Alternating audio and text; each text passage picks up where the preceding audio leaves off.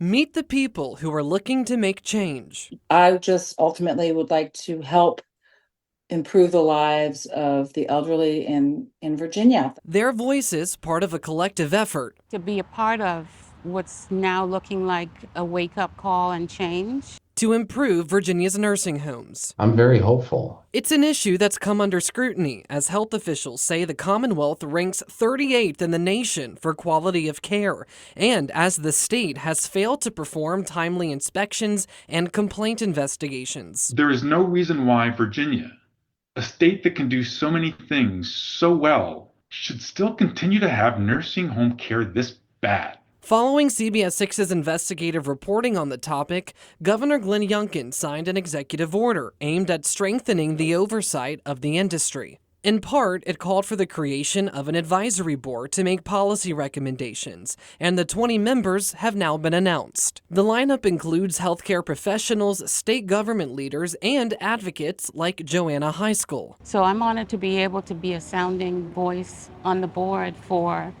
every family member that's going through literal hell right now because they can't seem to find a way to make things better for their loved one. Heiskell's mother lived in a nursing home in 2019, where her complaints ranged from medication errors to dietary needs not being met, and even staff who withdrew her Social Security benefits and her cash without authorization. I reflect a lot on how she suffered, and it's hard to reconcile that because I put her there. She now helps run an organization which collects stories from family members of residents and lobbies on their behalf. The top issue she'd like to address: Training and staffing that goes hand in hand.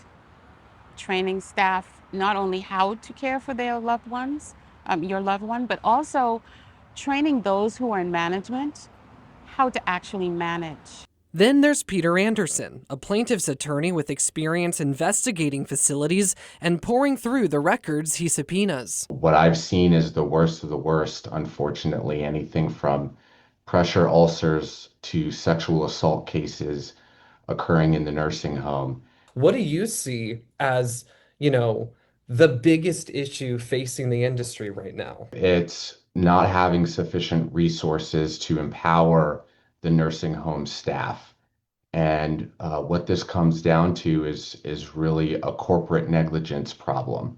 Anderson believes that could be fixed through stronger ownership transparency and tracking how companies spend their Medicaid and Medicare dollars. What we see in a lot of cases, sadly, is that the corporation is more interested in making profit than having good patient care.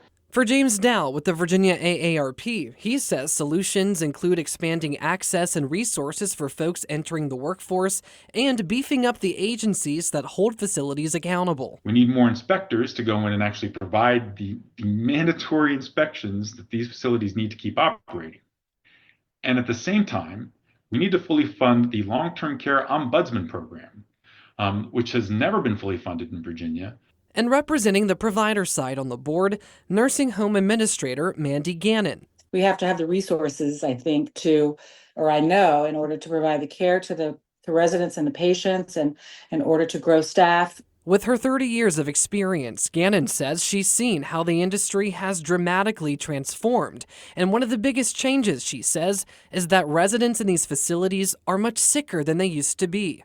I'm not sure that the general population really understands the acuity the acuity level of what we're caring for. And while the patient's needs have grown significantly, she says government funding has not. I don't know that Medicaid in particular has caught up with the amount of care that we're providing and what we're paying. Medicaid's just not covering those costs. I have to be comfortable and be able to sleep at night and look myself in the mirror every morning that I'm providing the care and that I have the financial means, given to me to provide that care. Now, the first time these board members will meet is expected to happen by September 15th. While Governor Youngkin has just a few months left in his term, the members tell me that they hope their work continues into the next administration as well.